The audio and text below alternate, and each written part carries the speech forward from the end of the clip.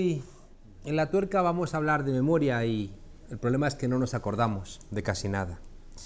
La memoria es el protocolo donde reposan las conclusiones de los que anticiparon nuestra rabia. Y ese protocolo sirve para que busquemos ahí explicaciones a qué hacer, sobre todo en los momentos de incertidumbre. No es lo mismo celebrar la toma de la Bastilla, que te recuerda desde la infancia que si hay monarcas que reinan contra el pueblo es legítimo deponerlos, que celebrar otro tipo de cuestiones, como por ejemplo algo de lo que hoy no podríamos sentirnos muy orgullosos. Fíjense ustedes que los días nacionales son ritos de memoria, ritos que uno querría repetir. ¿Querríamos repetir en España la conquista de América? ¿Hay algo en el pasado que podamos recordar con dignidad y que quisiéramos repetir? Quizá que aquí le costó al fascismo 3 años imponerse, cuando en otros lugares fue un paseo militar o fue incluso una elección, es verdad, con muchas trampas, pero al fin y al cabo una elección.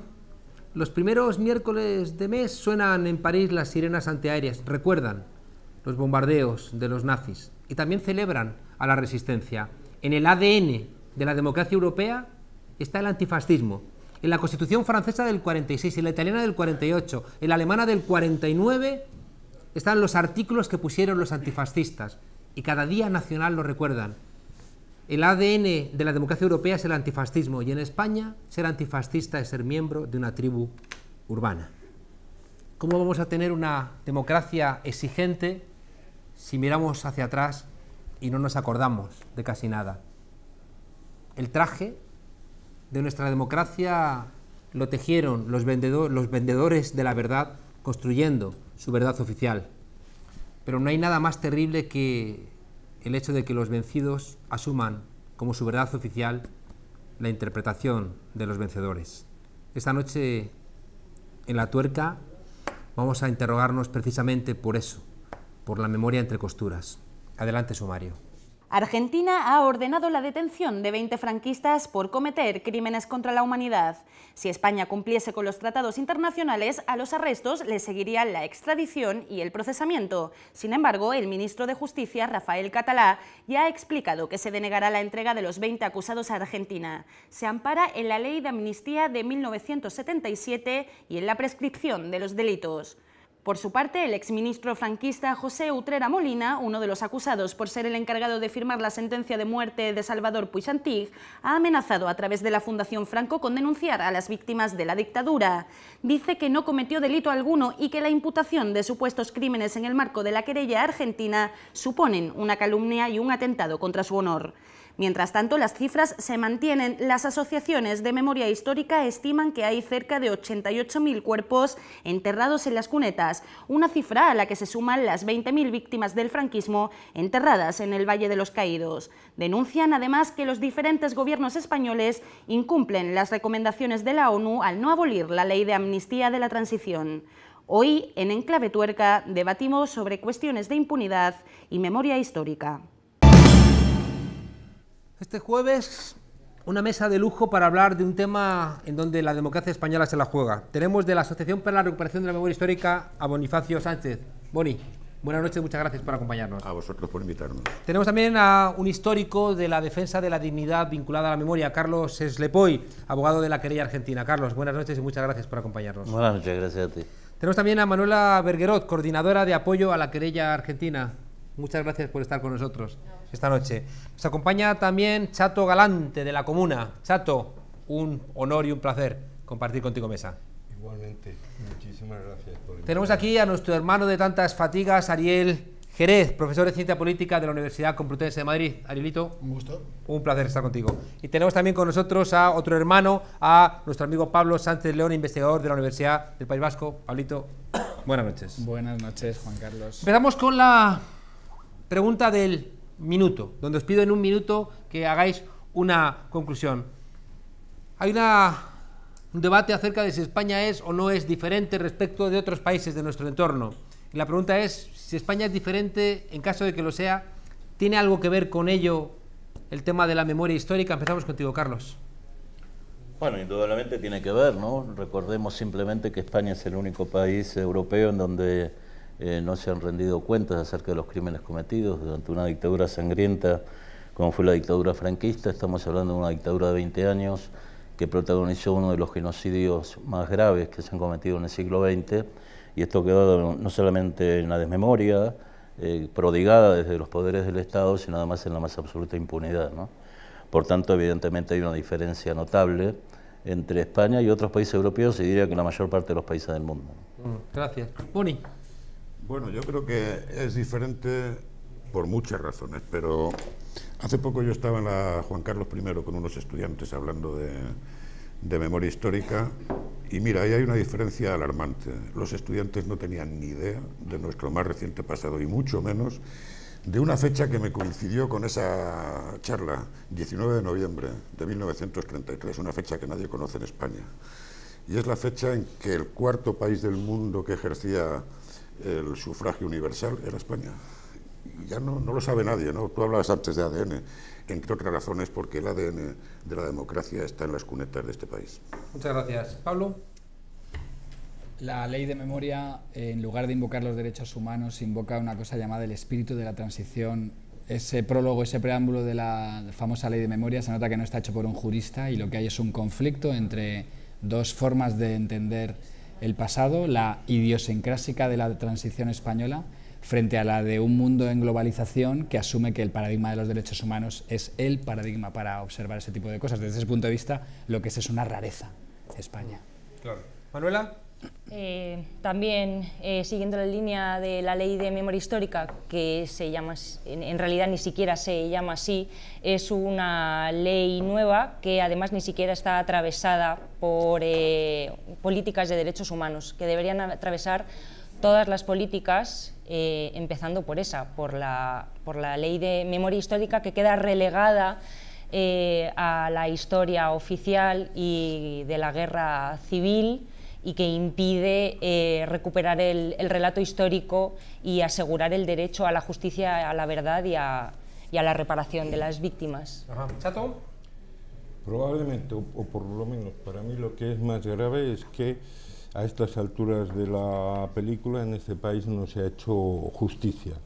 Justicia, que es un derecho humano básico, que está reconocido en la Declaración de Derechos Humanos, en un montón de tratados que ha firmado este país, pero a nosotros, sistemáticamente, a las víctimas del franquismo, se nos niega ese derecho a la justicia, que es básico en un Estado de Derecho.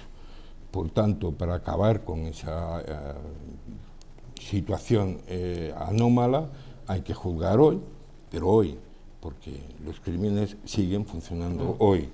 Hay que funcionar y juzgar a todos esos crímenes, juzgarlos en todo el Estado, porque lo que queremos es que condenen a esta gente, que queden ante la historia como lo que fueron unos criminales fascistas. Muchas gracias, Ariel.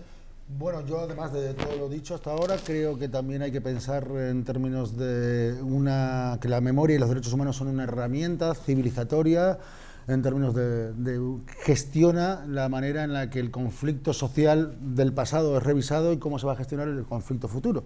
Es un puente fundamental entre pasado y futuro de cómo vamos a entender los márgenes que podemos tener en una discusión política, qué va a ser el conflicto razonable, y en ese sentido yo creo que también nos remite a dos cuestiones fundamentales de cómo el franquismo nos ha dejado como herencia una cultura de la obediencia y una cultura de la impunidad que hoy nos está pesando y lo estamos viendo en la crisis. Ajá. El alcalde de Baralla dice que los fusilados por el franquismo están bien fusilados.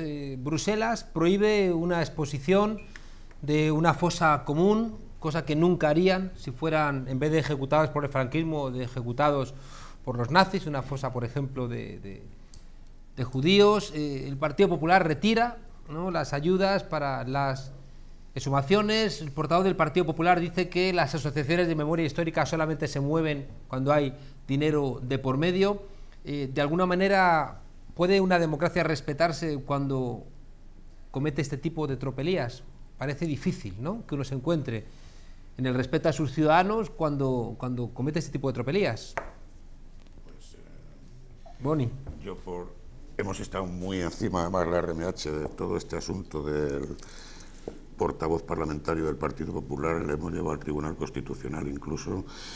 Esto es vamos a ver, es una anomalía todo ello, porque es una anomalía visto desde el punto de vista de las democracias avanzadas. En España, desgraciadamente, es normal.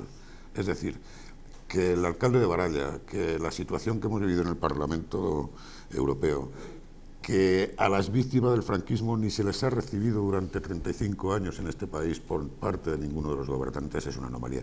Es mismo una anomalía que asociaciones como la que yo represento tengan que trabajar en este campo. Sigue siendo una anomalía. ¿Por qué? Porque el abandono del Estado de su tarea fundamental, que era recuperar los restos, recuperar la memoria, dar dignidad, dar justicia, no lo ha cumplido, y por lo tanto asociaciones como la que yo represento tienen que trabajar en ese campo que ya digo que ha sido abandonado por el Estado. En cambio, el gobierno lo que plantea es que ¿para qué reabrir heridas? Que ha pasado mucho tiempo y que es mejor dejar eso al margen porque vamos a volver a enfadarnos entre nosotros. Bueno, pero ese planteamiento no deja de ser una actualización de esas tesis que mantuvo el franquismo durante la equiparación de responsabilidades de los dos bandos, la igualdad de la violencia ejercida cuando evidentemente fue totalmente asimétrica, y sobre todo el significado histórico. Es decir, unos, digamos, estaban intentando abrir e integrar sectores sociales excluidos de un orden oligárquico brutal como el que había en el primer tercio del siglo XX, y otro espacio estaba intentando cerrar y contener ese orden. Es decir, que esa equiparación un poco moral de los dos lados es absolutamente improcedente desde el punto de vista de lo que es recomponer una cultura democrática. ¿Cuáles son los...? Sí, perdón. Es que ese acuerdo está hecho cuando en España no había ciudadanos. La cultura que dominaba no era la de un imaginario de ciudadanos. Y solo desde ese punto de vista se podía entender que la reconciliación habría la posibilidad de una transición a una democracia, pero esa noción de reconciliación era, digamos, como diría un sociólogo muy pedante, prepolítica, desde luego preciudadana. Hoy, en la medida en que seguimos siendo ciudadanos de una democracia que se asume como tal, lo lógico, lo único que a un ciudadano le puede constar del siglo XX español es que aquellos que han luchado por libertades, aunque no coincidieran exactamente con las que hoy definimos como tales, son los que merecen el reconocimiento, y mientras sigamos en un mundo de democracia y ciudadanía no quedará otra. El problema es cómo puede existir un discurso que argumente que todo eso para el caso español no sirve, porque lo que había aquí era un enfrentamiento entre violencias que uno no entra a discriminar sobre ellas absolutamente nada. Y se puede intentar ver de esa manera. El problema es que mientras sigamos siendo ciudadanos no dejaremos de entender que los que luchan por las libertades civiles, sociales, políticas son los que merecen un reconocimiento. Los que no lo hacen no lo pueden recibir. Esto pasa en cualquier cultura democrática del mundo y seguirá sucediendo. Lo extraño aquí es que haya un discurso que está colocado en medio de esa posibilidad y tenga tanta fuerza, ¿no? Todavía, aparentemente. Chato, y ahora tengo una palabra, Boni. No, en mi opinión es que este régimen, el régimen del 78, no es respetable en absoluto, por principio. Y no es respetable porque se construye sin que haya una ruptura democrática. Se construye sobre la base de la impunidad absoluta de todos los crímenes, del horror de crímenes que comete la dictadura, y sin la más mínima depuración de un aparato de Estado fascista. Sobre esa base, sobre la impunidad absoluta, se construye siempre la corrupción absoluta.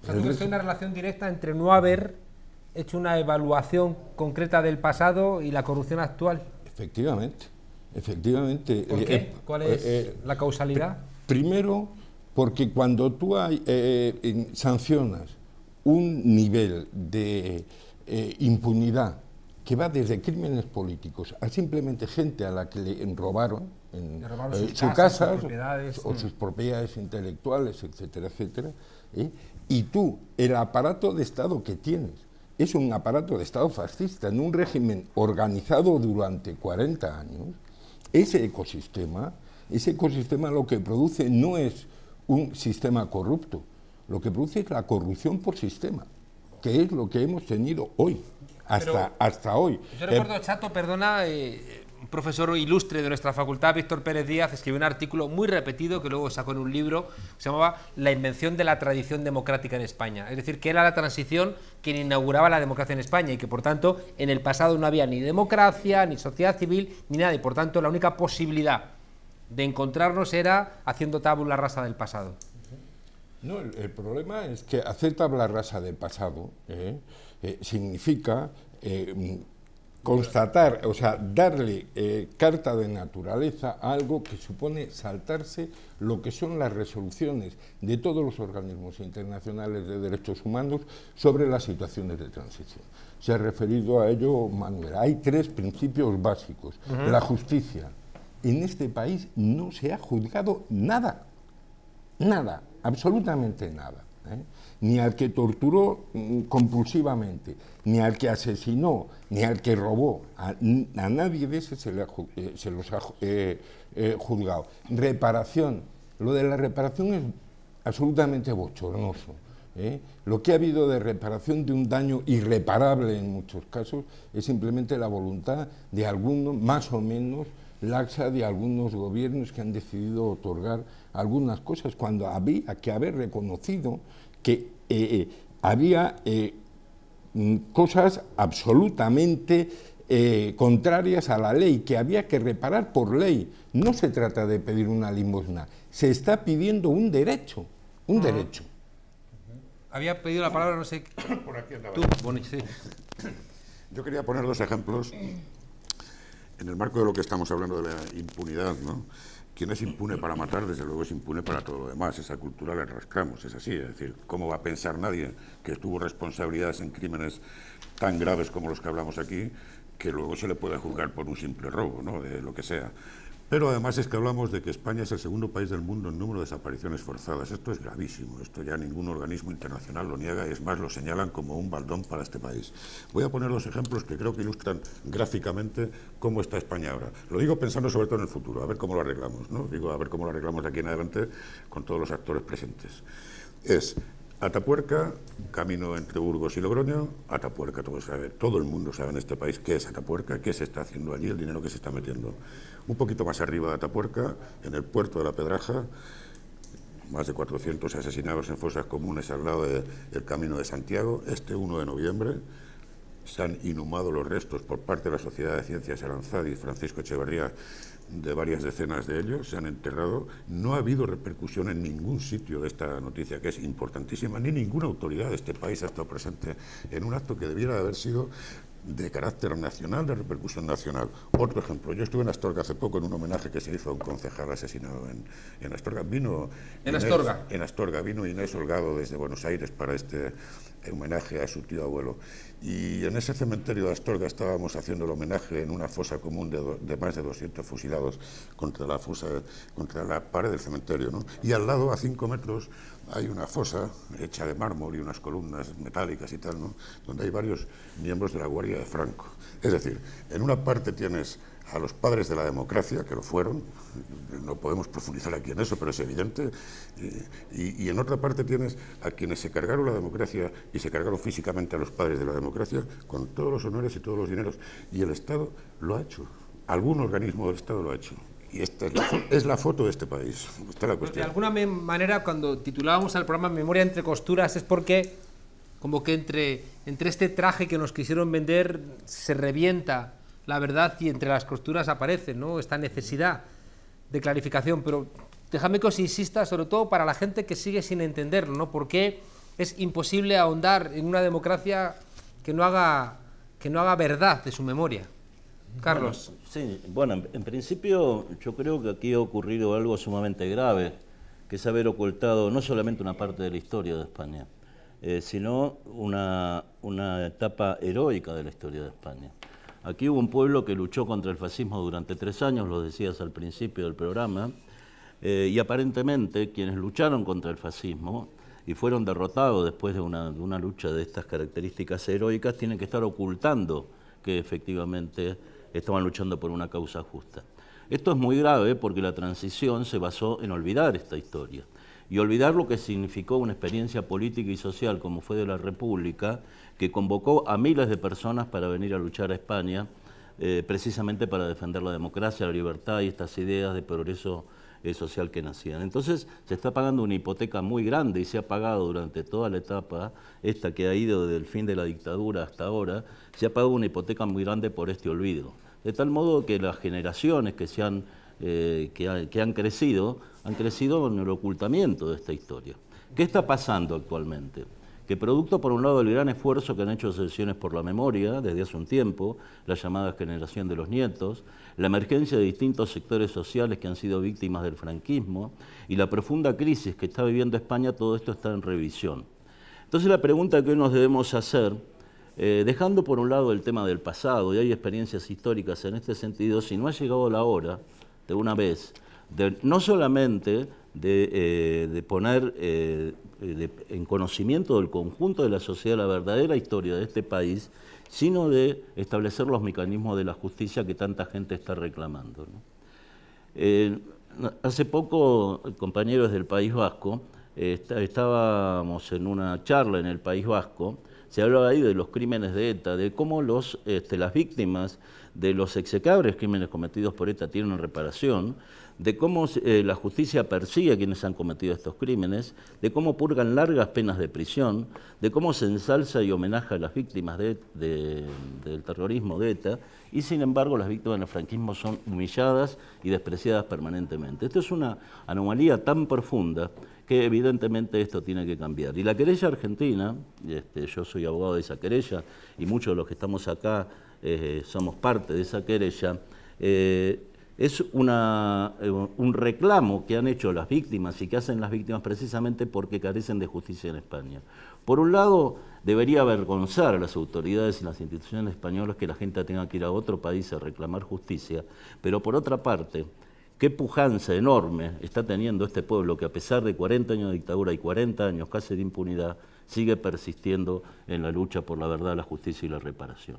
Estamos viviendo un momento cenital, ya termino, estoy extendiéndome demasiado, en un momento muy especial en el cual yo creo que se puede transformar la historia de este país, que está habiendo cambios y que va a haber cambios políticos que van a favorecer esto, y es muy importante que se tenga en cuenta de que terminar con esta historia de impunidad significa mejorar sustancialmente la democracia que hasta ahora se ha vivido en este país. Claro, la práctica totalidad de los partidos políticos estatales asumieron hacer de la memoria, como dice mi amigo Emilio Silva, una política de Estado, ¿no? Sí. Incluso la izquierda asumió que, bueno, que pasáramos página, ¿no? Sí, no, quiero hacer, habría muchas cosas que decir, el programa lamentablemente es corto para todos los que somos, pero yo quiero hablar de la historia de Argentina. Yo soy de origen argentino, a pesar de que vivo hace mucho tiempo en España, y como se sabe, el Parlamento argentino en su momento votó leyes de impunidad, votó las leyes de punto final, evidencia vida, y posteriormente un presidente... Cerraban supuestamente todos los Aparentemente crímenes. Todo esto estaba cerrado. Y durante mucho tiempo la sociedad argentina pensó y vivió, la amplia mayoría de la sociedad,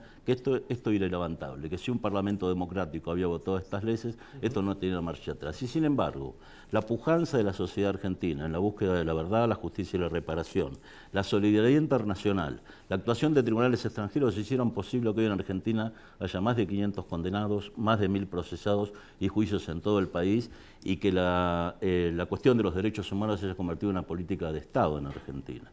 Los chicos estudian la historia de Argentina, estudian la historia de las violaciones de derechos humanos, hay museos de la memoria extendidos por todo el país. Yo creo que este es el futuro, pero un futuro muy inmediato de lo que va a vivir la sociedad española en muy poco tiempo. Gracias, Pablo. Yo creo que yendo más lejos todavía necesitamos hacernos cargo de que no solamente la calidad de una democracia necesita de la memoria y mejora con ella, es que hay algo más profundo que no lo estamos a lo mejor conectando bien y tiene que ver con la propia crisis que vivimos ahora.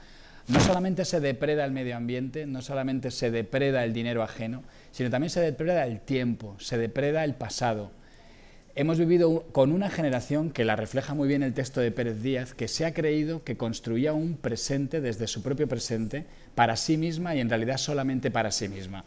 Es un tiempo que termina, el de un mundo cerrado, muy individualista a todos los niveles, pero también con la imagen del tiempo.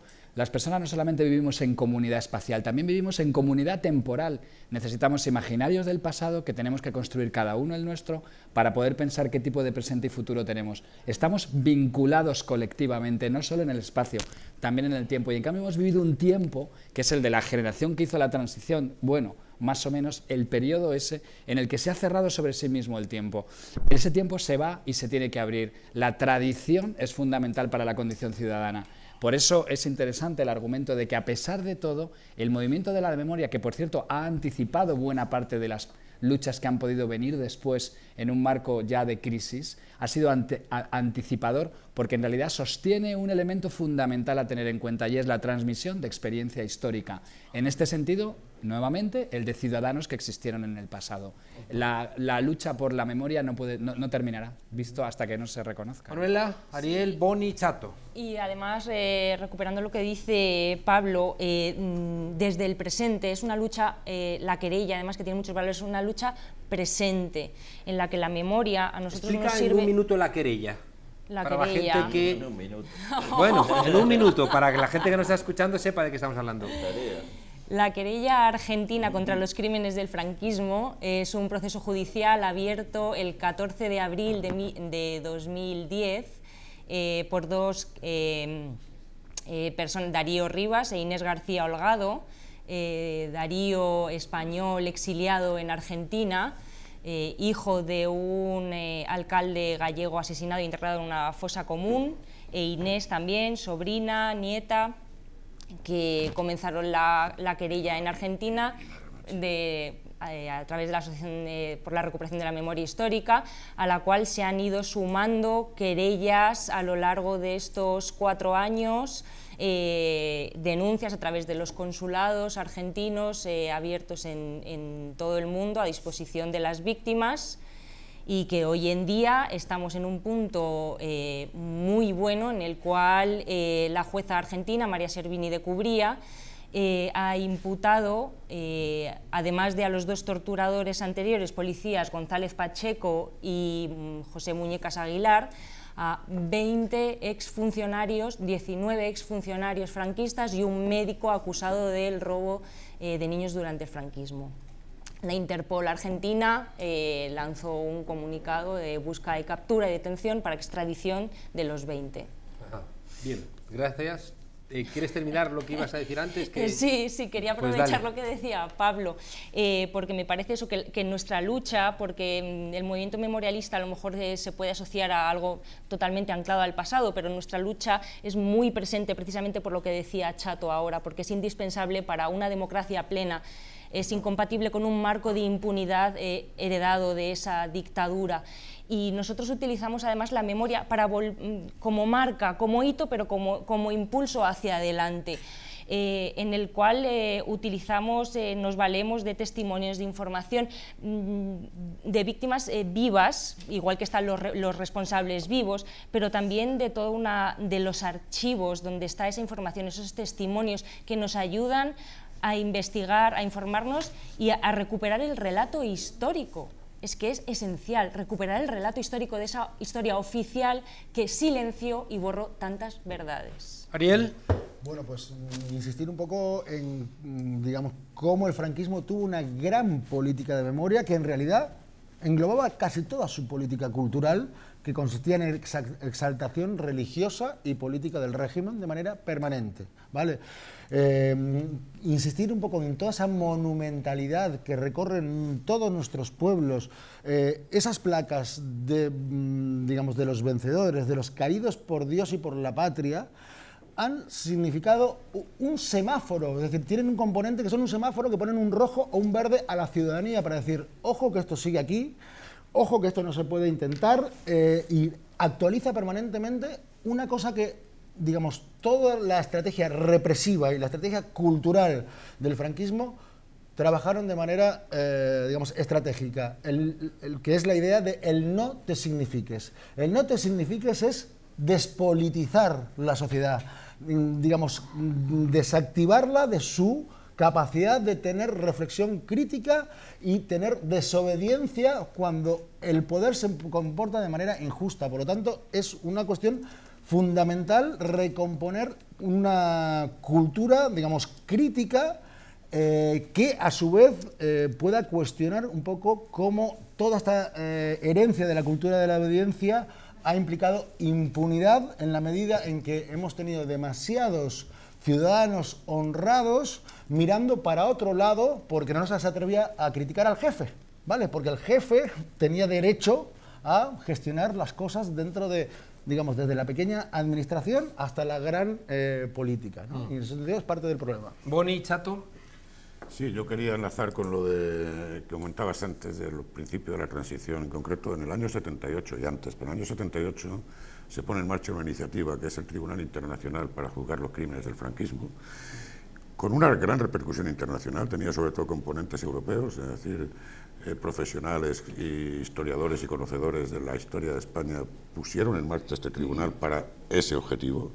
Entre otras cosas, además, hicieron un plan interesante de sumación de fosas. En aquel entonces, sabéis que además no había la metodología científica que hay ahora, pero se hicieron cosas interesantes. Fueron todos detenidos a los pocos meses en un hotel de Madrid. O sea que se tapó, se cerró la puerta a la posibilidad de que aquellos potentes movimientos que lo fueron en aquellos finales del franquismo, y Chato Galante lo sabe muy bien, y primeros años de la transición, de diferentes fuerzas políticas y movimientos sociales, desde el movimiento sindical hasta fuertes sindicatos de estudiantes en la universidad, en los institutos, bueno, pues todo aquello... Quizás sea bueno que la gente joven que nos está escuchando, por intentar recuperar los cadáveres de tu gente asesinada, te encarcelaban en este país. Sí, por menos, efectivamente. No, incluso por reivindicar un nombre, es decir, tú no podías hablar de determinadas personas, ¿no? Mientras Vallejo Nájera era estudiado en las universidades, el gran carnicero del franquismo, ¿no?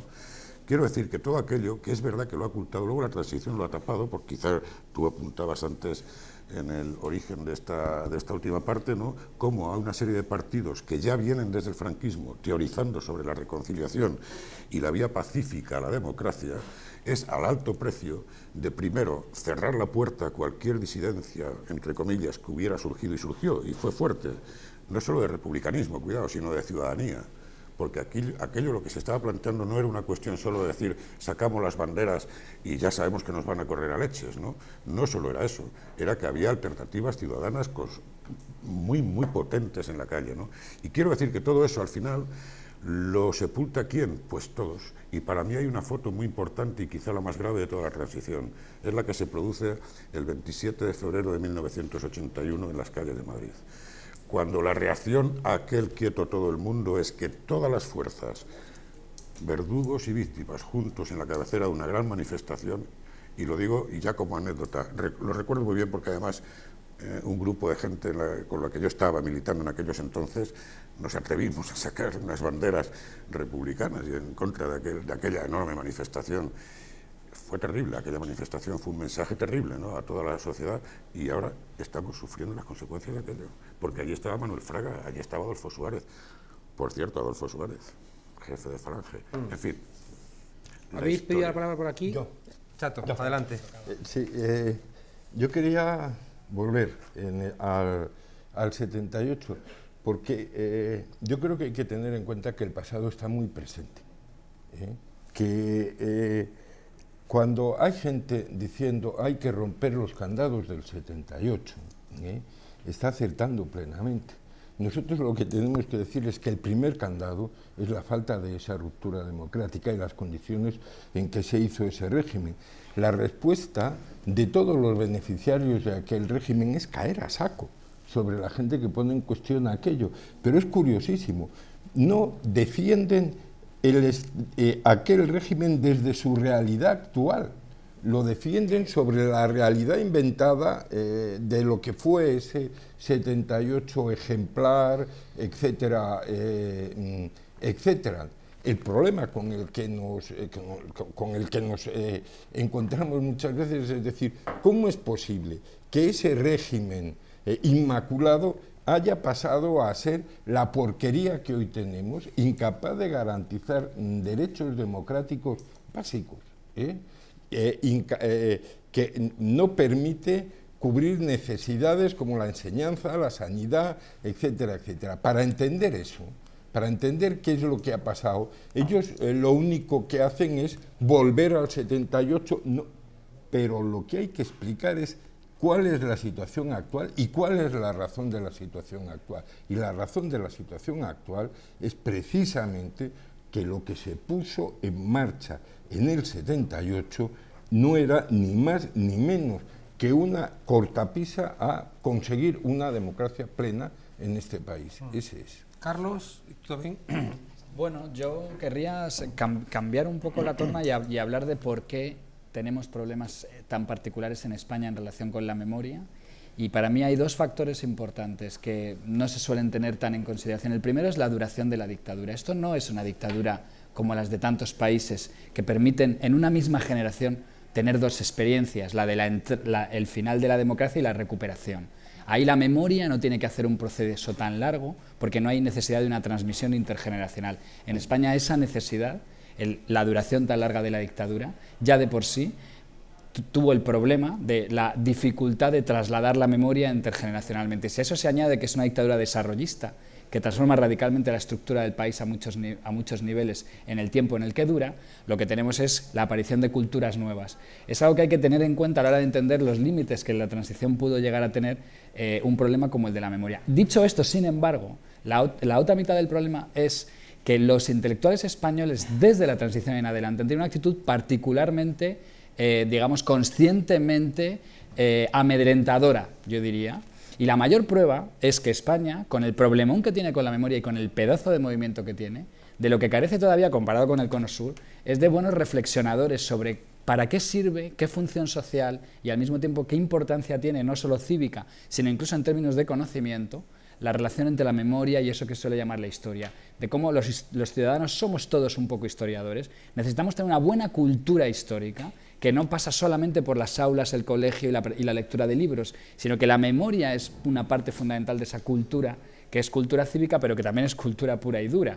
Y ahí, digamos, España está retrasadísima, teniendo un movimiento muy adelantado. El problema está en que lo que no ha conseguido es que las instituciones, en este caso los profesionales, en este caso los intelectuales, dentro de ellos estén implicados en una actividad que es de construcción colectiva imprescindible para recuperar. Voy a plantearos una cuestión porque yo tengo tremendas cuitas con los intelectuales que creo que desertaron en nuestro país. Estoy recordando un libro de una persona que no es mala gente per se, pero que se atrevió a afirmar que, sin ningún tipo de pudor, que el problema de la crisis es que Zapatero se dedicó a sumar cadáveres en vez de estar atendiendo a otras cosas más relevantes. Estoy hablando de Antonio Muñoz Molina en su libro Todo lo que era sólido, creo que se llama.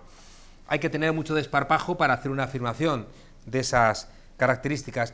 Y creo que el papel de los intelectuales es mucho más relevante porque, Pablo, hay otro país donde coinciden prácticamente los dos elementos que tú has dicho. Es decir, una dictadura de enorme duración y también un desarrollo económico muy relevante, que es la República Democrática Alemana. Y en cambio, cuando cae el muro de Berlín y se unifican, lo que ocurre es lo que no ocurre aquí, que es que se reconstruye un relato radicalmente diferente, donde no solamente se explica de otra manera diferente cómo fue la RDA, incluso a veces con muchas mentiras, sino que creo que lo que es más relevante es que mientras que aquí los catedráticos se acostaron franquistas y se levantaron demócratas, los policías se acostaron franquistas y se levantaron demócratas, la iglesia se acostó franquista y se levantó demócrata, la policía, es decir, el rey se acostó franquista y se levantó demócrata, allí depuraron a los policías, depuraron a los profesores de historia, depuraron a los jueces, depuraron a todas las personas que podían mantener una memoria diferente de la que ellos querían construir. Por tanto, el problema de la memoria es un problema de relato y por tanto los responsables de la desmemoria son los responsables de esta falta de relato. Sí. Bueno, yo creo que es un problema muy de fondo que lamentablemente, digamos, los tiempos que indicaba un poco Pablo han sido fundamentales para tener esa dificultad, porque reproducir intelectuales críticos de las universidades franquistas no era fácil. Me refiero que tenías ya digamos, un lastre de renovar esos propios mimbres intelectuales desde una perspectiva teórica, de personal y tantos otros.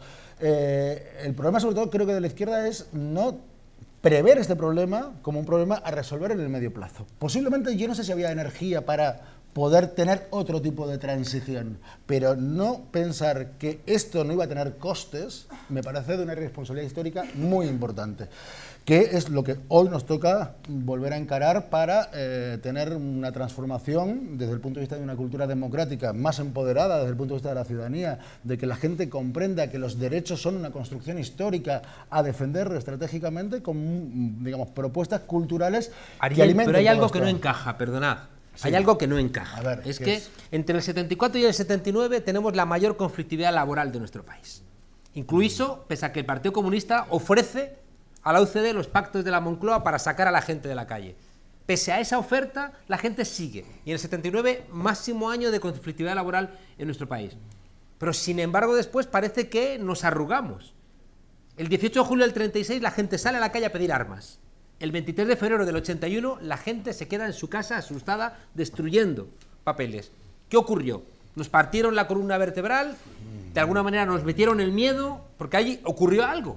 Ocurrió algo porque el argumento hegemónico es el argumento de los que dicen, sin ningún tipo de pudor, dejad eso, no toquemos más el pasado, no reabramos heridas. Hay mucha gente que compra ese argumento. Ahí hay algo que no está funcionando. Parece que los convencidos, estamos convencidos, pero somos incapaces de convencer a otra parte de la ciudadanía. Es que, Juan Carlos, pensar desde la derrota es incómodo siempre. Es decir, la gente no, digamos, yo creo que los intelectuales en España no quisieron pensar un momento clave que había que pensar desde una perspectiva negativa, que había que reestructurarla en un medio plazo y que había que poner una serie de, digamos, de elementos, escalones que había que ir subiendo.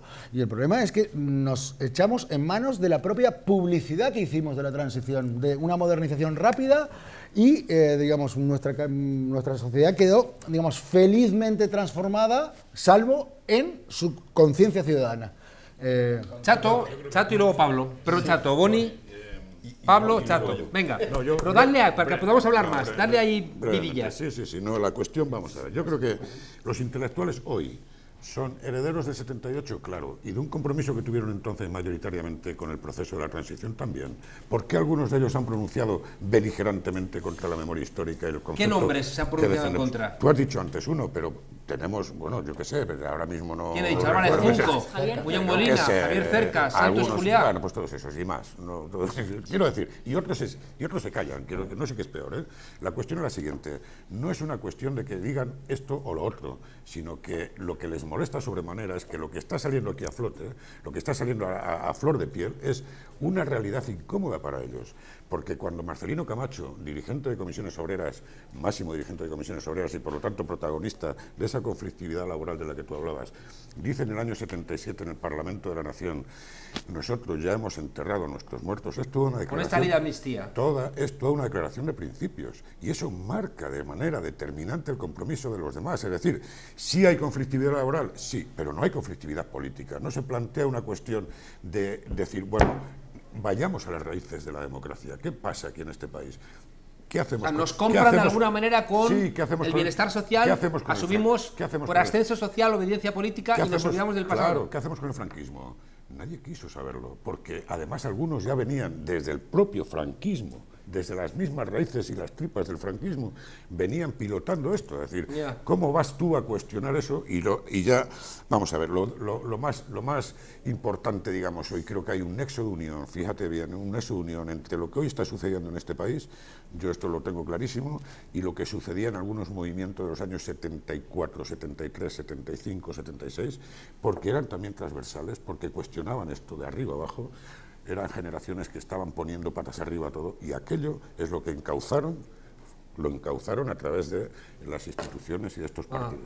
Chato, Pablo y luego Chato. La concepción de la memoria social es algo muy complejo, que a la altura de la muerte de Franco los españoles carecen de una cultura histórica suficiente para pulsar por la vía de la memoria el programa de agenda de la transición, y esto se debe esencialmente a que la duración de la dictadura ha convertido incluso a las organizaciones antifranquistas en organizaciones desmemoriadas, la mayor parte de ellas por un problema estrictamente generacional y otras por decreto. El ejemplo del Partido Comunista es un buen ejemplo. Si a eso se añade que en aquel tiempo la gente asume que a menudo la memoria que quiere tener es la de la organización en la que milita y no la de la suya como ciudadano, lo que tenemos es que al final todo se ventiló entre organizaciones, como fue en buena medida la transición.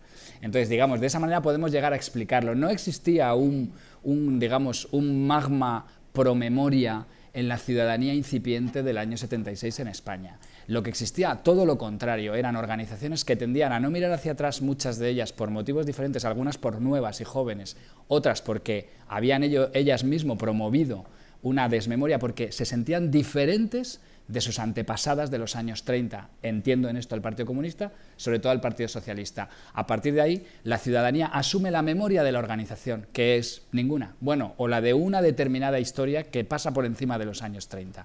A partir de ahí es muy difícil... ¿No había qué? No había solo 3 organizaciones, que eso es la referencia. No, pero por ejemplo es curioso que apenas en grupos de extrema izquierda existe una reflexión abierta, solo en algunas, sobre nosotros venimos de... Casi todas nosotros nos hemos fundado ahora, somos post-68. Y esto se asume con fuerza. Solo algunas dicen, no, nosotros venimos de atrás, venimos de los 30 también. Entonces, en el momento en que las organizaciones no le dan gran valor al pasado, sus miembros, que son los más activistas políticos, tampoco difunden la necesidad de una recuperación de la memoria. Y esto es un elemento que hay que tener también en cuenta. Y a esto hay que añadir, evidentemente, que el conjunto de la sociedad española, bajo la dictadura, pues a lo largo de los años 60 asume un tipo de pacto que es el pacto del desarrollismo, que es lo que nos importa es el presente y el futuro, y el pasado relativamente poco. Vamos a escuchar, ahora os doy la palabra, a ver qué nos ha preparado hoy Facu, que recordando aquello de Luces de Bohemia, que es una sátira de la historia de España, Valle Inclán recuerda que hay 3 cosas de las que no se puede uno reír, que es del preso, al cual aplica la ley de fugas, de la gente que se la juega todo por los demás y es la madre con el niño muerto en brazos, y hay una tercera, a ver si la recordáis. Vamos a escuchar a Facu.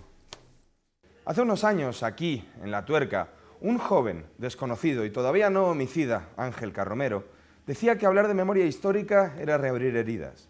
Quizá en aquel entonces, cuando el gobierno destinaba 6 millones de euros al año a la memoria histórica, no sabía que ese presupuesto iba a pasar el año siguiente a 2,5 millones de euros, y en 2013 a 0.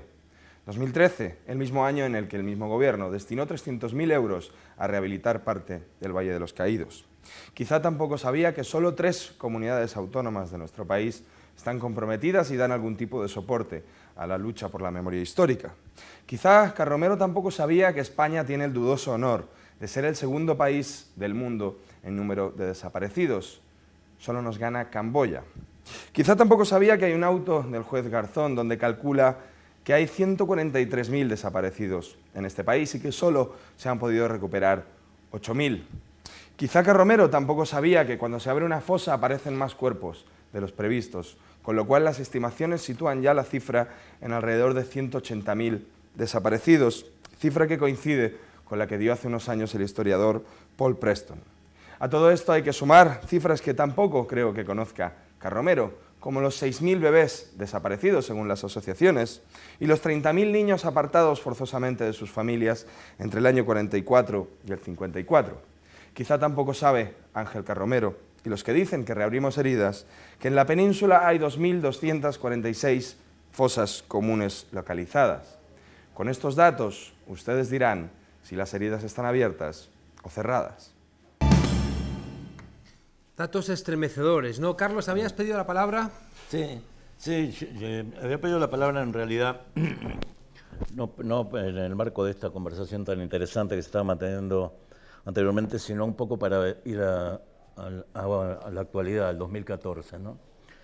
En el 2014 están sucediendo cosas que están provocando la revisión de todos estos temas que se están hablando aquí. Y una cosa importante que ha sucedido es que hay pronunciamientos múltiples de organismos internacionales en relación con la impunidad de los crímenes del franquismo, que instan al Estado español a que investigue estos crímenes, a que haga políticas que favorezcan la actividad de la memoria, etc.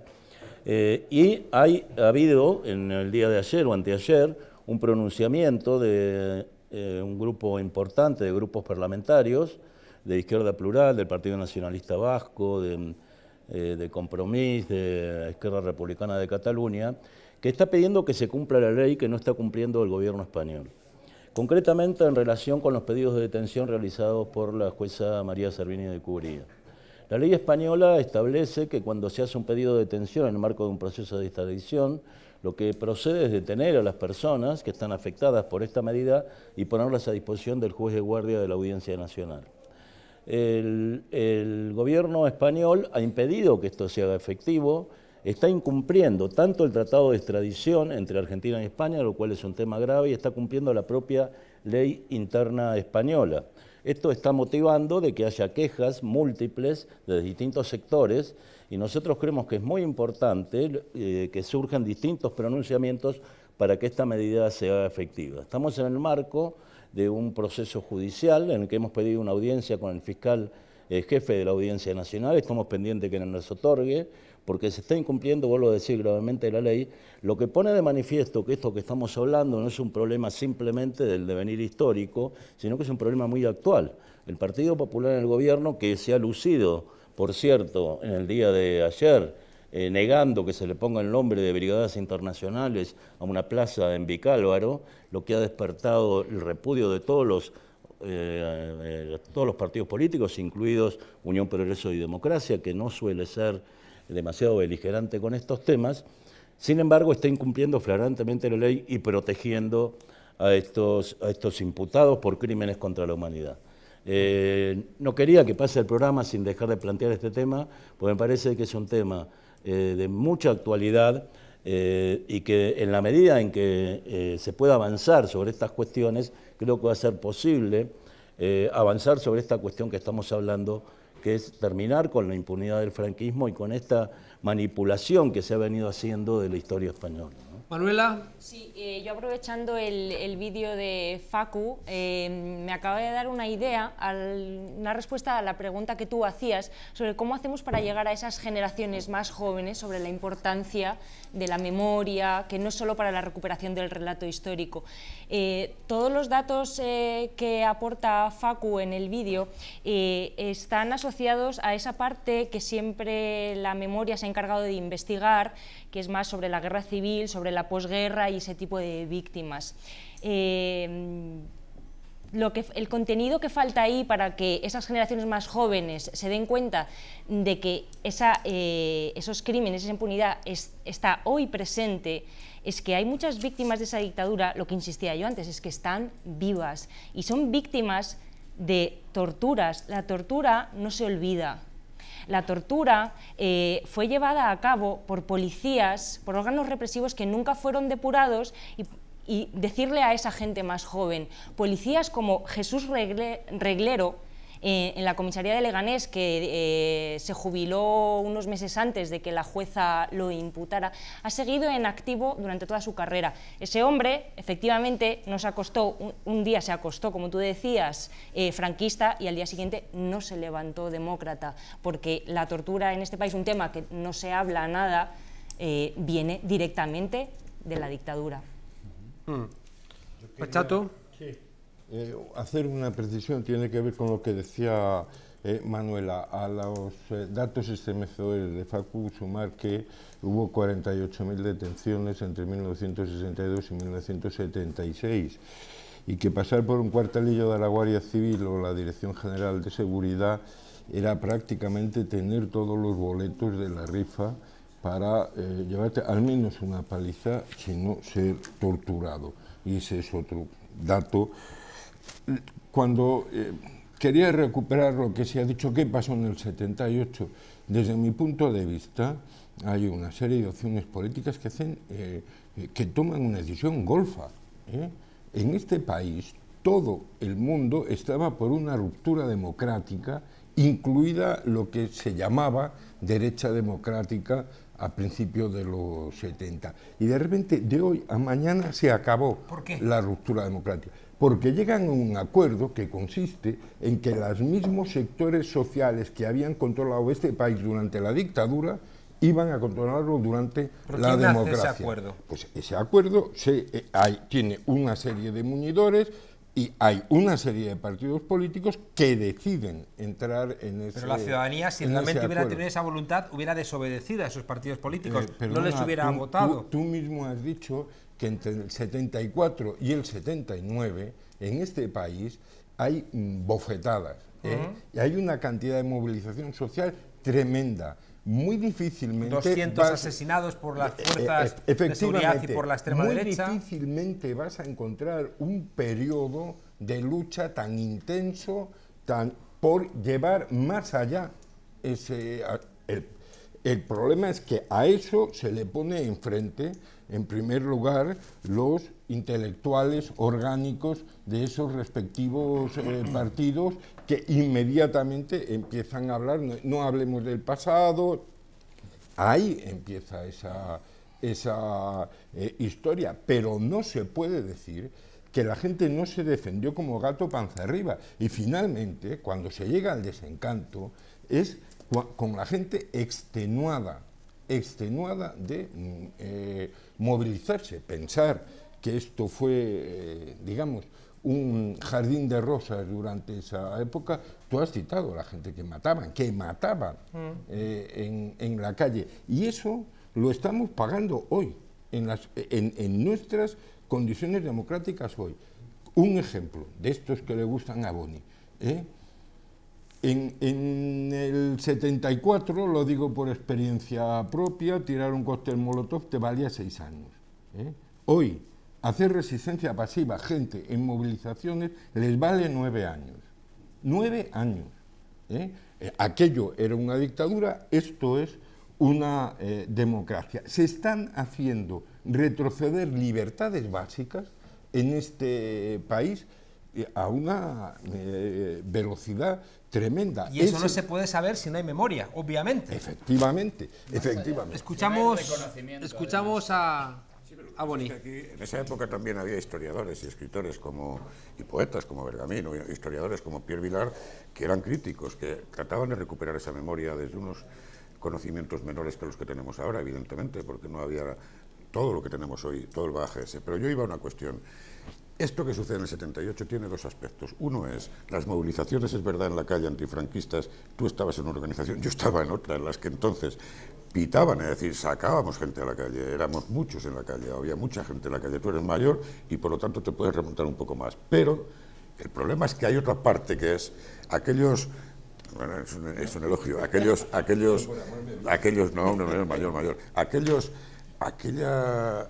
partidos institucionales que ya lo eran, que eran sobre todo el PC y el PSOE, vamos a decirlo claro, hunde sus raíces en la reconciliación teoría del año 56 y del año 61 por parte del Partido Socialista. Es decir, lanzan ya sus plataformas políticas encaminadas a la vía pacífica y a no cuestionar para nada el franquismo. Es más, pactan con el franquismo. Por lo tanto, que luego hay unas movilizaciones obreras, claro, contenidas también por los grandes sindicatos, cuidado. Es decir, que no para nada para nada se cuestionó los pactos de la Moncloa, cuidado. Las movilizaciones, desgraciadamente, llevaron los pactos de la Moncloa, que utilizaron a la gente en la calle para firmar en la Moncloa. Sí, esto claro, es así. Pero después, el pacto de la Moncloa se firma, pero posteriormente, hasta el 79 siguen las movilizaciones, ¿no? Pablo.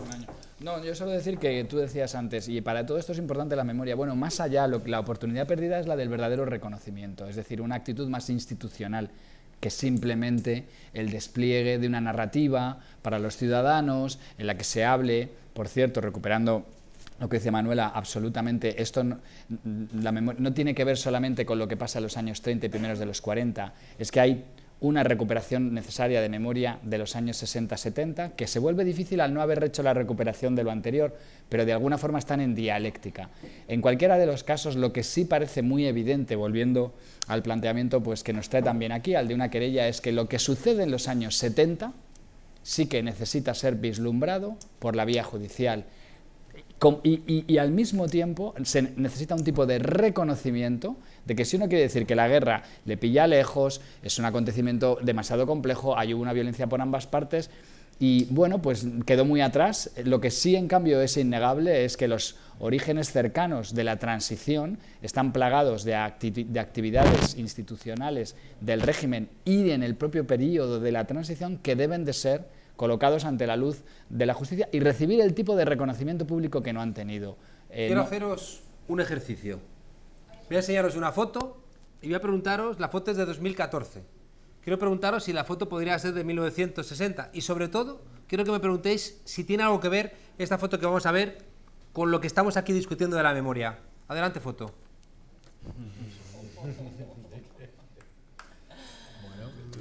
Contadme. Pues yo creo que Ariel. Yo, lanzaría una hipótesis interpretativa de esto que tiene que ver con nuestros mecanismos de sociabilidad y socialización política. cómo un personaje de estas características puede tener el tránsito en determinados espacios de las élites políticas de nuestro país como recadero de lo que sea y tener, digamos, ese grado de, digamos, de tránsito, ¿no? Y de impunidad. Podría ser un señorito falangista, sin ningún tipo de problema, ¿no? El señorito falangista. Yo le pondría un subtítulo: dos perfectos antisistema, ¿no? Es que es verdad, es decir, además Aznar tiene historia de antisistema, ¿no? Pero sí, es decir, Claro, perdón, solo es el ejemplo de cómo desde hace un siglo o más aquí se escala a través del caciquismo político y de hacerle la pelota a alguien. O sea, el clientelismo, caciquismo político. Aunque consulado contradictorio, como todo no puede durar eternamente, este chaval les ha dado una lección por la bajada de niveles de credibilidad que tienen tan elevada, por la bajada de niveles críticos. Han sido incapaces de reconocer, se han fijado tanto en la pinta del chaval y se han creído que era uno de los suyos de antemano, y de repente el chico puede salirle rana, porque lo que no hay aquí, en efecto, es una cultura digamos, del valor, del mérito. Lo que hay es una apuesta previa, clientelar, de dónde vienes, y esto evidentemente es una parte de un tipo de cultura que se da mucho más en la derecha, probablemente. Pero que, fijaos, volviendo a lo que planteaba Carlos Eslepoy, hablamos de memoria porque afecta al pasado. Decía Troeltsch que el historiador que piensa que el pasado no influye en el presente no es un historiador, sino que es un anticuario, ¿no? Y en ese sentido, uno tiene la sensación de que buena parte de las cosas que nos están ocurriendo aquí y ahora tienen que ver con lo que ocurrió en la dictadura, lo que ocurrió después en la transición y la lectura que hoy hacemos de esos dos procesos, ¿no? Por eso os quiero interrogar, porque creo que eso es lo que le tiene que dar luz a nuevas generaciones que miran hacia atrás y ven un enorme vacío que no saben interpretar, y que quizá, fijaos, una de las peores interpretaciones es simplemente agitar una bandera republicana que no te explica nada de todos estos mecanismos profundos que hacen que nuestra democracia esté vacía. Yo insisto en ese papel de los intelectuales, que no solo son los intelectuales de los periódicos, sino también el papel que hemos jugado los cientistas sociales, ¿vale? El tema de la cultura política, que es una línea de investigación concreta, nos ha hecho sentir que aquí nos habíamos normalizado en 30 años de democracia muy rápido. No solo nos habíamos normalizado en términos de que ya nos acercábamos a las pautas compartidas por el resto de países europeos, sino también nos encontramos digamos, en un momento clave de poder lanzar otro tipo de perspectiva para entender que no somos, otro de los elementos centrales, tan progresistas como nos hemos creído. Siempre se ha dicho que la sociedad española era una sociedad que estaba entre el 5 y el 6 en términos de votación, pero tú rascas un poco en determinadas prácticas y vemos que la ciudadanía está, digamos, el pensamiento como ciudadanos está ausente. Básicamente somos grandes consumidores de política y de productos, pero la perspectiva de entender cómo nos insertamos en una política de manera permanente, aunque seamos pasivos y tenemos que ver con la construcción de la opinión pública, no está, digamos, interiorizada y entendida por la gran mayoría de la población. Boni, y luego Chato. Sí, yo pensando más en mañana, en pasado mañana, en el futuro, pienso que verdad, justicia y reparación hoy también puede significar no solo la parte que afecta, la parte jurídica que afecta de manera determinante a todo esto, sino también en cuanto a qué legado le vamos a dar a nuestras generaciones futuras. Ahí está una de las claves, es decir, le vamos a decir la verdad con justicia y será esa una forma de reparación. Creo que esta es una cuestión muy importante, es decir, educar con memoria hoy es prioritario, pero más que nada además por vacunarnos todos y por vacunar también a los que vienen después sobre lo que puede suceder.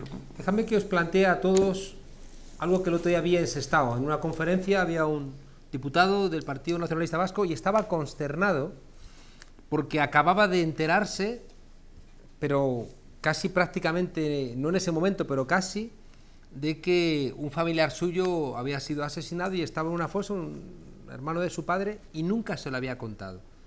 Tuvo que fallecer su padre para que, es lo que quiero preguntaros, tuvo que fallecer su padre y a través de una hermana ya entonces habló, ¿no? Yo la sensación que siempre he tenido es que una parte de ese silencio era por el miedo interiorizado, pero sobre todo también para salvaguardar a tus hijos y a tus nietos. Es decir, no lo contabas para que no les hicieran daño. Las cosas que se cuentan en casa quedan en casa. Y al final, de no contar ese tipo de cuestiones, se generaba un secreto, una herida profunda, del que ha tenido que guardar silencio, como los judíos, como los conversos, ¿no? Como esos pueblos que de repente tienen una herida profunda, guardada, porque ni siquiera cuestiones de su fe pueden trasladarlas a los suyos porque los pones en riesgo, ¿no? No sé cómo lo veis. Eso fue un objetivo del franquismo. Ese análisis me parece... Lo lograron. Lo lograron. No, lo hicieron bien.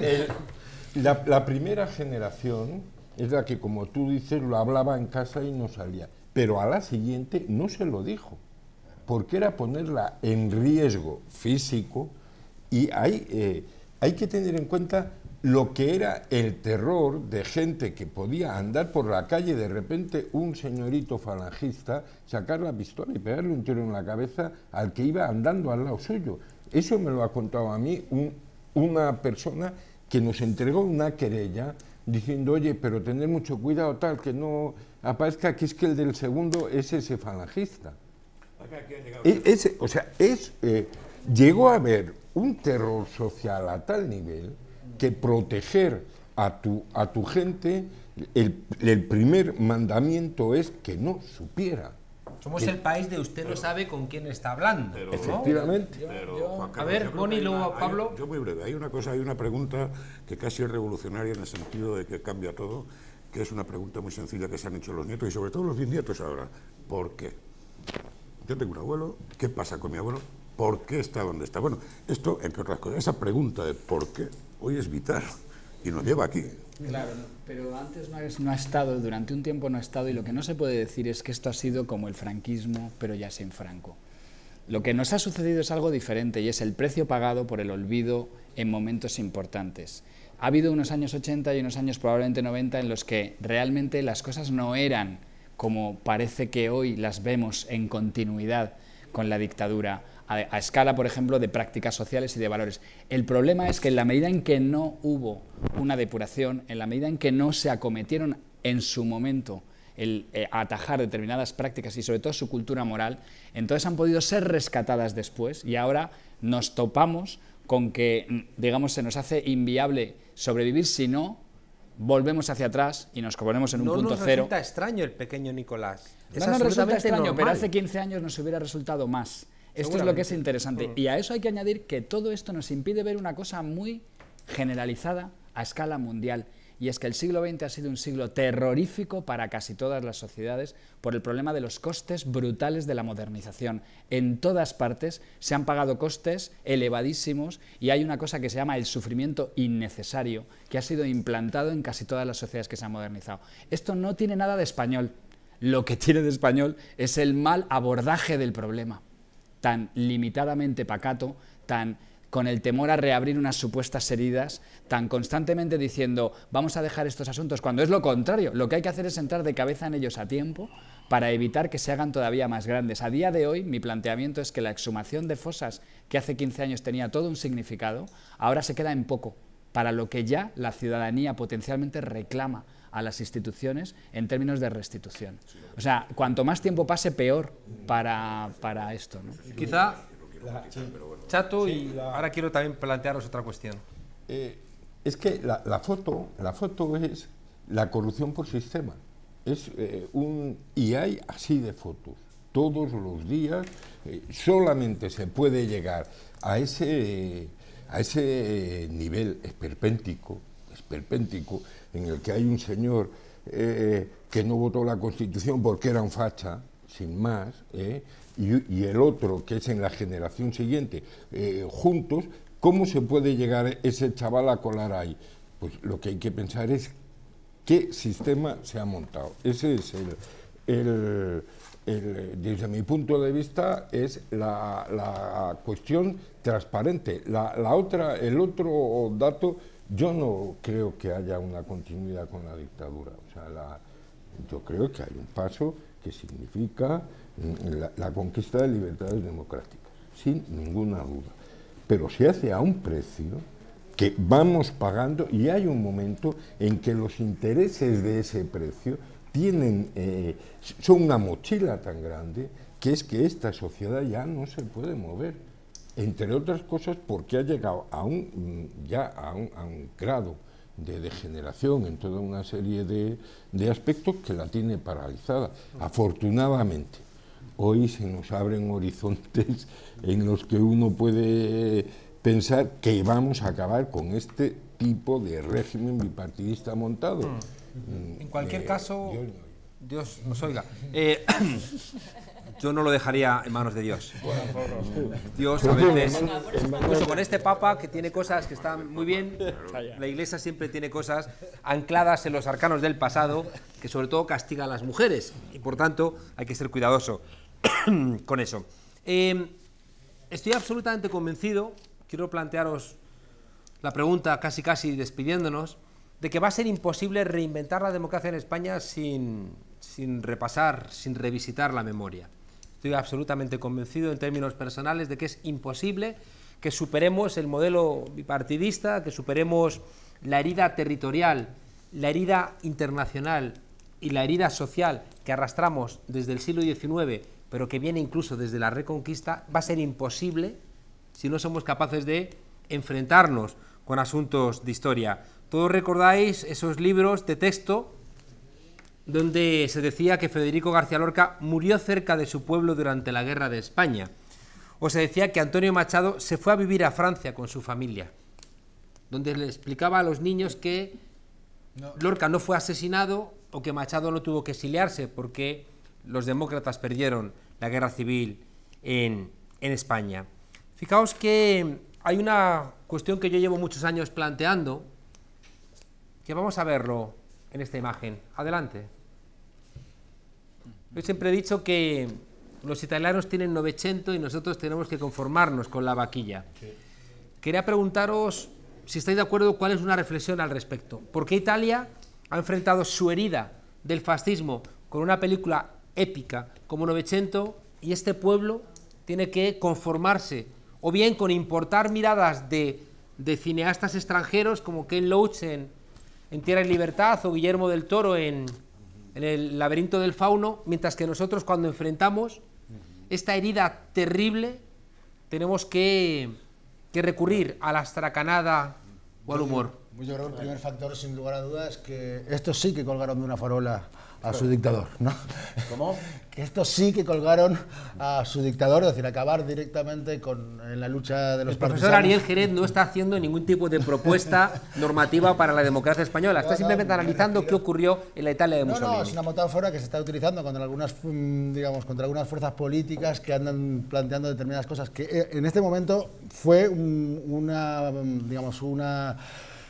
lucha antifascista que llegó a la calle y logró en la calle coger al dictador, ¿no? Eso es, evidentemente es un cambio, sustancial para toda su vida política posterior y entre ellas la intelectual. Yo creo que, la vida tanto política como intelectual de Italia se hace cargo de esta lucha y en este sentido tiene una mayor profundidad en su reflexión, en la comparación de Novecento y la vaquilla. Yo creo que es muy ilustrativa desde la profundidad de campo que se le da al problema político y a la narrativa que hay detrás de ahí, en el sentido que se convierte en una cosa seria y otra cosa volvemos a tener una cosa graciosa, desde la que pensar de manera un tanto cínica el pasado, ¿no? Cuando solamente nos podemos reír de él, ¿no? Aportáis, perdón, solo una cosa, la banalización de la dictadura, y eso se ve incluso con películas así. No solo se ha silenciado, sino que se ha banalizado. Carlos, y luego Pablo. No, bueno, para mí me parece evidente que el fascismo italiano fue derrotado y el franquismo triunfó, ¿no? Eso me parece que es el primer elemento. Pero aparte fue legitimado por una parte por las potencias occidentales, que tras haber declarado que era un régimen fascista, que estaba fuera de la comunidad internacional, lo incorporan a las Naciones Unidas a cambio de las bases, por cierto, norteamericanas. Y posteriormente, lamentablemente, es legitimado también durante la transición. Esto creo que puede dar un poco la pauta de qué ha ocurrido. Sin embargo, a mí me parece de que, esto se está hablando en esta tertulia, los tiempos están cambiando aceleradamente, ¿no? Sabemos que los procesos históricos se aceleran en un momento determinado, Creo que estamos viviendo un momento histórico en ese sentido, en que las cosas están ocurriendo vertiginosamente. Y en relación con la pregunta que hacías, no solamente creo que es imposible que efectivamente se pase esta página del franquismo sin hacer justicia, sin otorgar verdad y reparando a las víctimas, sino que es absolutamente indeseable. Creo que la nueva democracia que va a surgir, sin duda, a partir del año que viene, va a haber un cambio de fuerzas políticas muy importantes en este país. Creo que tendrán sobre sí la responsabilidad histórica de reparar a las víctimas del franquismo, de establecer una cultura verdaderamente democrática en este país y de abrir un camino nuevo en la historia de España, ¿no? Que creo aparte, me parece importante destacarlo, que si esto se logra, y estoy convencido de que se va a lograr, va a ser una enseñanza histórica para la humanidad, no solamente para España. Después de 40 años de dictadura y después de 40 años de impunidad, haber logrado revertir este proceso va a ser una gran enseñanza para muchas sociedades. Carlos, ¿no? déjame hacerte una pregunta antes de dar la palabra a Pablo. El otro día estaba en un debate con historiadores y con responsables con mucha presencia en el Tribunal Constitucional, con Rubio Llorente, con Álvarez Junco y otros actores políticos, y yo planteaba que es imposible hacer una reforma federal de nuestro país que no pase por una discusión popular. Es decir, creo que es imposible que haya reformas que establezcan, por ejemplo, diferentes competencias en las comunidades autónomas en virtud de su mayor identidad nacional, si los pueblos no entienden que en España hay gente que sueña en catalán y hay gente que sueña en vasco o sueña en gallego. Y que por tanto cualquier tipo de reforma popular no va a funcionar si no pasa por un proceso pedagógico. ¿Tú no crees que es un momento previo a eso que tú has planteado, abrir un debate realmente por vez primera en la sociedad donde enfrentemos esta realidad? Porque si lo solventamos solamente en términos legales, quizá no seamos capaces de lograr este resultado realmente taumatúrgico, ¿no? que cambie, como tú decías, en términos épicos, ¿no? la historia de España y del mundo. Mira, yo creo que no es una cosa antes y una cosa después. Creo que son procesos que se combinan entre sí. Lo que yo te digo que el valor de lo legal, el valor de lo jurídico, que estamos hablando en este momento, es fundamental. En Argentina cambió la historia cuando un presidente dijo, habiendo sido elegido con el 22% de los votos, dijo, o los extraditamos a España o los juzgamos en este país. En ese momento ese presidente pasó de tener el 22% de aceptación popular a tener el 70%. Pero eso implicaba que la gente tenía ese deseo previo, sí, claro, construido. Pero es que acá se está desarrollando este deseo, y este deseo es muy potente. Nosotros decimos, cuando estamos recorriendo distintos pueblos, distintas ciudades, y estamos reclamando que los jueces españoles se hagan cargo de esta cuestión de una vez por todas, que terminen con este absurdo de la ley de amnistía, que no justifica absolutamente nada y que es absolutamente inválida, estamos diciendo no hay un solo pueblo de España que no tenga víctimas del franquismo. Si esto hace así, hace falta que desde las instituciones, desde los partidos políticos, que están revisando su historia, y de los partidos políticos emergentes, se replantee esta cuestión y se dé la voz a estas personas. La potencia que hay en el movimiento, el arroado que existe, es enorme. Y esto explica de por qué, a pesar de 40 años de dictadura y 40 años de impunidad, este reclamo es tan poderoso, es tan fuerte, y está recorriendo el mundo, además, porque lo que está sucediendo en España, en esta materia y en otras, como sabemos, es motivo de atención por parte de distintos países en el mundo, ¿no? Tristemente tenemos que ir despidiéndonos. Voy a pedir a todos vuestras conclusiones, ¿no? Voy a daros un minuto, como cerramos siempre el programa, pidiéndoos una conclusión al respecto. Y como siempre, yo creo que con una visión optimista, ¿no? Es decir, todo apuntaba a que realmente triunfase la desmemoria, a que realmente no hubiera espacio, ¿no? para revisar el pasado, y no sé si se sabe bien de dónde la gente saca fuerzas para la verdad y empieza a hacerse preguntas que abre nuevos escenarios. Os pediría unas conclusiones apuntando también sobre todo a las generaciones más jóvenes, por qué no hay ventajas en enfrentar la verdad, incluso hasta cuando eres un niño robado, ¿no? Y de qué manera enfrentar con coraje y con audacia nuestro pasado es la garantía, ¿no? para que nuestra democracia vaya a buen puerto. Boni.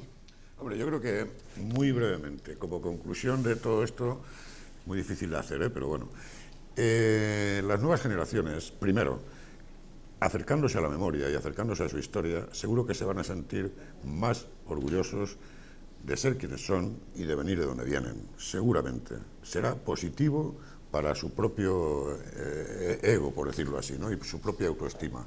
Pero sobre todo hay una cuestión que yo creo que es muy importante, gráficamente se puede exponer de la siguiente manera. Tú has sacado antes la película... Boni, orgullosos aunque sus padres hayan sido, sus abuelos hayan sido... Me refiero a su historia, quiero decir que yo me puedo sentir orgulloso de una época en que se construían 7.000 escuelas en 6 meses, quiero decir, a eso me refiero, es decir, conocer aunque esa tu abuela historia, haya sido un fascista. ¿por qué no? Es decir, pero yo me reivindico, ¿por qué no? ¿Por qué no? Es decir, porque nosotros no estamos hablando aquí de un problema familiar, de un problema de sangre, nosotros estamos hablando de la historia de un pueblo, ¿no? De la historia de un país, y por lo tanto, naturalmente que sí, porque todos nos podemos sentir libremente orgullosos de esa época histórica, naturalmente que sí. ¿Por qué no? Yo a Negrín lo reivindico como el mejor presidente de las democracias de este país, y fue de todos, y yo creo que todo lo podemos reivindicar. Creo que está... Pero yo iba a terminar con un par de imágenes, ¿no? Que para mí son importantes, digo, no para mí, quiero decir que ilustran un poco, ya sé, como decía Chato, que me gusta a veces poner ejemplos muy concretos, pero es que creo que ilustran, ¿no? Tú ponías el caso de Italia, yo voy a poner el caso de Alemania, ¿no? El otro día los estudiantes me decían, normal que ahorcaran a los nazis después de Nuremberg. Claro, aquí no hemos ahorcado a nadie, metafóricamente hablando, naturalmente. Y sin embargo tenemos a Ascensión Mendieta, de 89 años, que está esperando una resolución, que se cumpla una resolución del juzgado de Buenos Aires para morirse, antes de morirse, llevarse un hueso de su padre. Bueno, estas dos imágenes creo que también vienen a mostrar un poco en qué estamos, ¿no? Muchas gracias, Boni. Pablo. Necesitamos un relato nuevo, lo podemos construir. Ese relato nuevo lo tiene bastante sencillo para que pueda competir con Novecento. Lo que tienen en común los relatos que se han hecho sobre la guerra y la posguerra, tanto bajo la dictadura como en la democracia, es que, y la prueba es la vaquilla, perfectamente, es que eluden el problema fundamental de la violencia y de la violencia sobre civiles, que son los que terminaron en las cunetas y que son ellos los que tienen que ser los protagonistas del nuevo relato, porque son los que no han tenido relato durante 80 años. Esta sería mi conclusión. Muchas gracias, Pablo. Manuela. Sí, creo que estamos en un momento histórico porque la querella argentina contra los crímenes del franquismo tiene muchos valores. No solo el valor en el juzgado número uno, con lo que los resultados jurídicos o judiciales, no sé cómo se dice, que se puedan llegar a lograr, tiene muchos valores. El valor de generar un debate en la ciudadanía, y desde los movimientos memorialistas y de derechos humanos tenemos la obligación, además de actuar sobre la sociedad para que sea esta la que demande políticas de derechos humanos y memoria en cuanto a justicia, verdad y reparación. Y por último, en ese momento histórico decía que ahora mismo en la querella, sobre todo porque me parece muy importante, estamos haciendo la memoria del futuro. Estupendo, muchas gracias, Chato. Sí, mi síntesis, conclusión final. Yo pienso que se está recuperando la memoria, se está recuperando, y que se está recuperando en gran parte a partir de la justicia. Cosas como los 19 imputados por crímenes del franquismo está poniendo adelante de la gente lo que se le ha intentado ocultar durante mucho tiempo, que ha habido gente, y que hay gente viva a la que torturaron, que ha habido gente a la que le robaron los hijos. Todo ese tipo de cosas está cayendo gota a gota, como hemos hecho durante años y años. Y el problema es que cuanto más tiempo tarden, cuanto más tiempo se sigan ninguneando, olvidándose de las víctimas, etcétera, etcétera, más dolor producirán y más responsables serán los que en la judicatura, en el aparato del Estado, etcétera, etcétera, han permitido que esta infamia llegue a tener las dimensiones que hoy tiene. Muchas gracias. Doctor Jerez. Bueno, pues yo rescataría como idea final un poco la importancia que ha tenido el movimiento de la memoria como un movimiento madrugador en el cuestionamiento del régimen del 78 a través de su papel pedagógico fundamental para perder el miedo. Es decir, nos ha enseñado a que ya somos mayores para poder mirar la violencia de nuestro pasado y pensarla y ponerla en su sitio. Yo creo que eso es una cosa muy importante. La segunda sería que para poder hacer eso tenemos que relativizar un poco lo que se nos ha estado contando, que digamos que no hubo demanda, que nadie reclamó. Ya incluso desde el principio hubo gente desde el tribunal que comentaba Boni, pero también muchísimas familias que se lanzaron espontáneamente durante muchos años a recuperar la memoria de sus familiares. Ya eso pasó en la propia transición y en ese sentido volvió a ser de nuevo la gestión del miedo del 23F y de la desmovilización de los partidos la que, digamos, aplacó aquel momento. En ese sentido, es un elemento fundamental de revisar la transición. Y después, otro tercer elemento fundamental, me parece que el poder corporativo global nos quiere desmemoriados, sin pasado, pensando en el presente continuo del consumo. Y bueno, como dicen los compañeros de Juventud Sin Futuro, porque fueron, somos. Muchas gracias. Ariel, don Carlos Eslepoy. Bueno, yo me tengo que dirigir a los jueces, ¿no? Creo que en esta parte final corresponde dirigirse a los jueces españoles. En el sentido un poco que planteaba Manuela, esto no es solamente una cuestión de justicia, sino es una cuestión que engloba muchísimas más cosas. Creo en el efecto taumatúrgico de la justicia, creo que la realización de la justicia es lo más elevado que puede alcanzar un ser humano y por tanto es hora de una vez por todas que los jueces españoles asuman la tarea histórica que tienen por delante, ¿no? Yo quiero recordar de que para terminar con la impunidad argentina fue decisivo que hubiera jueces que se rebelaran contra las decisiones que había tomado la Corte Suprema de Justicia Argentina, planteando que eran legítimas las leyes de punto final de evidencia de vida. Esos jueces dijeron son contrarias al derecho internacional, vulneran los derechos de la sociedad argentina, de las víctimas del genocidio argentino, y son los que abrieron el camino de la historia en gran medida, ¿no? Yo creo que hay condiciones para que en distintos lugares de España haya jueces que asumen esta tarea y hagan un enorme favor,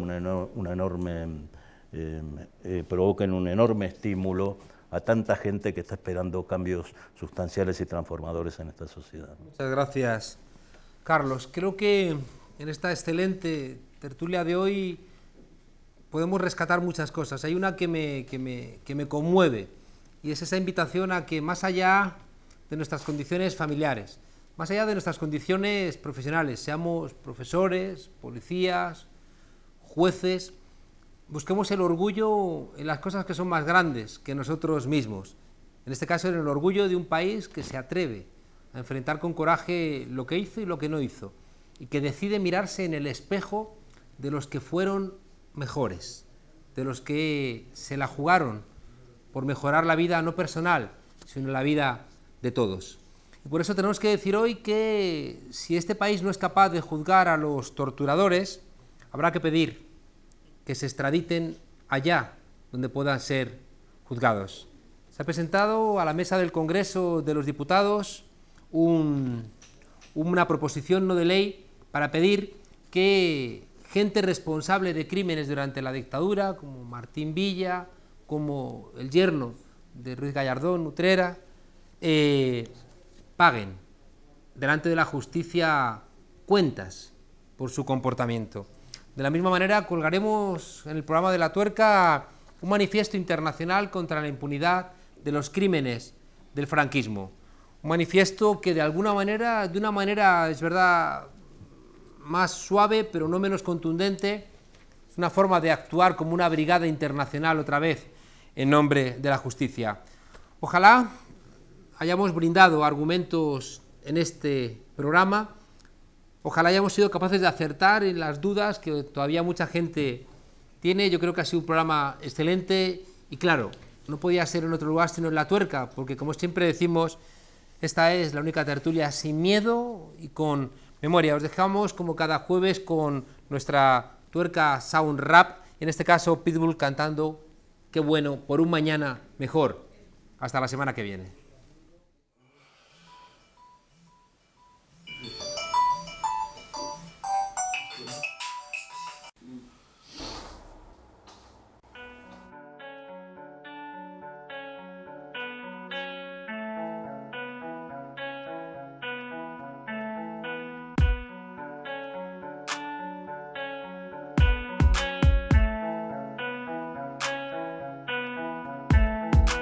todo tiene un precio y si no, no vale nada. Forma discreta de esclavismo de la clase acomodada que guía en la corriente, que sigue tu manada. Marketing para tener a mi gente preocupada y cansada y que no te rebeles. Seas un tonto más con logos en zapas y sin hacer los deberes. Te venden una imagen para que quieras ser quien no eres. Que pases de la política, que es lo que les conviene. Fíjate, si se muere tu marido, mujer o padre. Lo sentimos, pero antes de empezar a llorar pague Hacienda por los bienes que tenga y nos entretenga. Vamos, venga, porque puede que le embarguen. Que somos todos los corderos, no los lobos. Ellos tienen paraísos fiscales, tú pagas sus mayordomos. Nunca me hipotecaré por un ático. Bobo, mi banda sonora de martillo hidráulico. Como todos, en un lugar donde se trabaja tocando la mierda con las manos, limpiando la pal que pasa por caja. Rebajas de primavera, Navidad del Toys R Us para un número más que no murió en verano en carreteras. Ansiedad, estrés, tristeza y vigilancia en las aceras. Así las cosas, mira, veo a mi gente llena de ira, luchando día a día por su vida, buscando una salida. No queda alternativa, no vale emprender la huida. Con todo lo que nos quitan preferiría dar la vida que alcanzarme y aceptar su tiranía. Veo economistas, derechistas por la tele están nerviosos, hablan del recién llegado comparándolo con el demonio. Deberían ser neutrales y se les nota el odio, pues si todo sale bien saben que se les acabará el chollo. Quejas del saqueo a fábricas abandonadas, pero no juzgar al que dejó 1000 empleados sin nada, clase adinerada. No saben que ese es infierno donde tener un día malo es mucho peor que estar enfermo. Pero que voy a contar a señores del parlamento, solo piensan echar siestas mientras cobran suplementos, aumentos, descuentos, tarjetas negras gastadas en cenas con nenas, ególatras por Barcenas. Y no vale nada que se haga público si no condenan. Atreveros a demostrar que vuestro sistema vale la pena. Una condena anónima donde los sacrificios mejoren educación pública que en sueldos vitalicios. El coche el mejor invento para sangrar currantes, ITV, impuestos, multas, abuso en el carburante. En ciudades aparcamiento de pago, en las calles como en hoja todo azul menos la calle en que vive el alcalde. Vamos todos juntos a poner orden, empieza el baile. Así las cosas, mira, veo a mi gente llena de ira, luchando día a día por su vida, buscando una salida. No queda alternativa, no vale emprender la huida. Con todo lo que nos quitan preferiría dar la vida que amansarme y aceptar su tiranía. Así las cosas, mira, ya sabes, no vale emprender la huida. Veo a mi gente llena de ira, luchando día a día sin alternativa, buscando una salida.